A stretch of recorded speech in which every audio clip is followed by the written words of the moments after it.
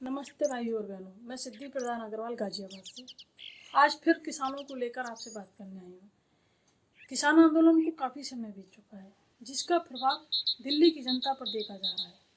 किसान आंदोलन की वजह से देश का करोड़ों रुपए का नुकसान भी हो चुका है, जिसके लिए भारत सरकार में कृषि मंत्री श्री नरेंद्र सिंह तोमर जी के द्वारा किसानों को समझाने के लिए एक बहुत ही सुंदर पत्र प्रकाशित भी किया गया है, जिसे हमारे देश के नरेंद्र भाई मोदी प्रधानमंत्री जी के द्वारा बहुत ही अच्छी ट्वीट करके प्रशंसा भी की गई है।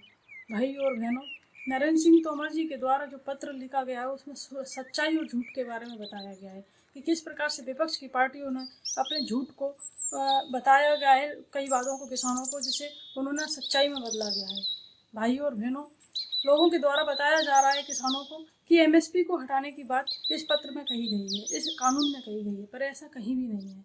एमएसपी को हटाया नहीं जाएगा, लेकिन एमएसपी को नहीं हटाया जाएगा और नहीं हटाने वाली कोई बात उसमें कही गई है। और यहाँ तक भी कहा जा रहा है कि एमपीएमसी को भी हटाया जाएगा।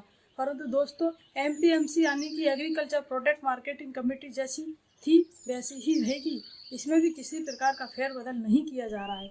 लोगों के द्वारा यह भी कहा जा रहा है कि किसानों की ज़मीन खतरे में है, लेकिन एग्रीमेंट जो होता है फसलों के लिए होता है, कभी भी ज़मीन के लिए एग्रीमेंट नहीं होता है। और ना ही इस कानून में किसानों की ज़मीन को लेकर कोई हस्तांतरण करार किया गया है।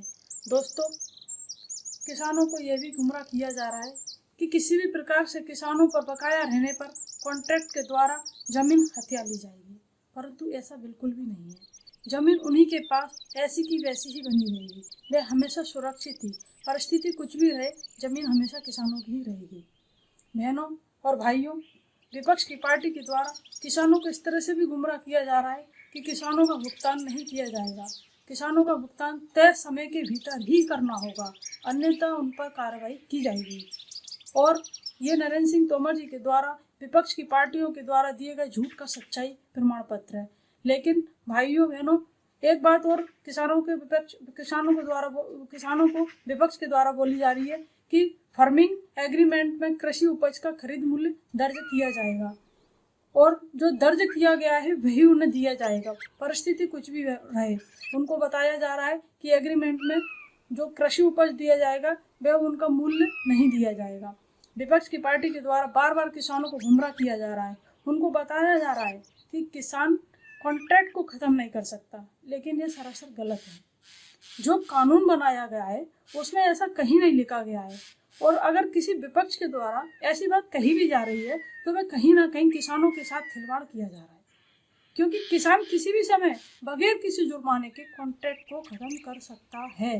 भाइयों और बहनों, एक झूठ और विपक्ष के पार्टियों के द्वारा दिया जा रहा है कि पहले कभी भी कॉन्ट्रैक्ट फार्मिंग की कोशिश नहीं की गई थी, लेकिन ये सरासर गलत है। कई राज्यों में कॉन्ट्रैक्ट फार्म की मंजूरी दे रखी थी और कई राज्यों में तो कॉन्ट्रैक्ट फार्म संबंधित कानून तक तय थे। भाई और बहनों, विपक्ष के द्वारा यह भी कहा जा रहा है कि कानून को लेकर कोई सलाह मशवरा नहीं किया गया, लेकिन ये ऐसा कैसा हो सकता है? 2 दशक तक विचार विमर्श हुआ है। साल 2000 में शंकरलाल गुरु कमेटी से इसकी शुरुआत हुई थी। उसके बाद 2003 में मॉडल एमपीएमसी एक्ट लागू किया गया था। 2007 में एमपीएमसी रूल्स भी बनाए गए थे और 2010 में हरियाणा, पंजाब, पश्चिम बंगाल और वहाँ के मुख्यमंत्रियों की समितियों का भी गठन किया गया था।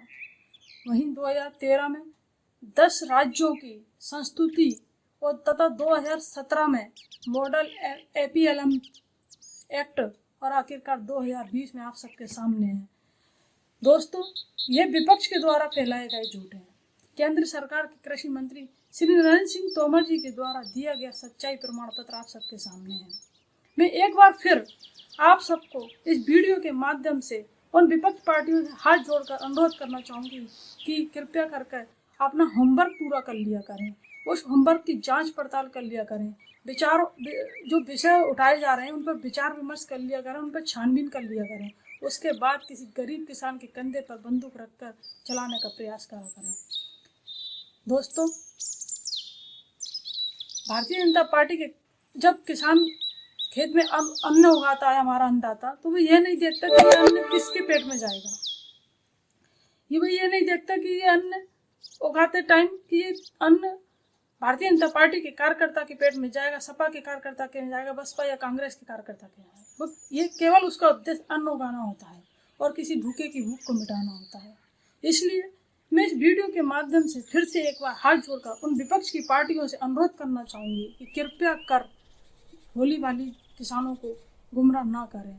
और मैं किसानों से भी आग्रह करना चाहूँगी, इस कोरोना काल में कृपया 2 गज की दूरी बनाएं और मास्क लगाएं और आंदोलन का हिस्सा बने, लेकिन कोरोना काल का काल ना बन जाए। इसलिए मैं आप सबसे एक बार फिर इस वीडियो के माध्यम से हाथ जोड़कर अनुरोध करना चाहूँगी कि सरकार के साथ बैठकर विचार करें, अपने बिंदुओं को सरकार के सामने शांतिपूर्ण तरीके से रखें। सरकार आपकी है, आपकी अपनी है, आपके द्वारा बनाई गई सरकार है, इस पर आपके विचारों पर विचार जरूर करेगी।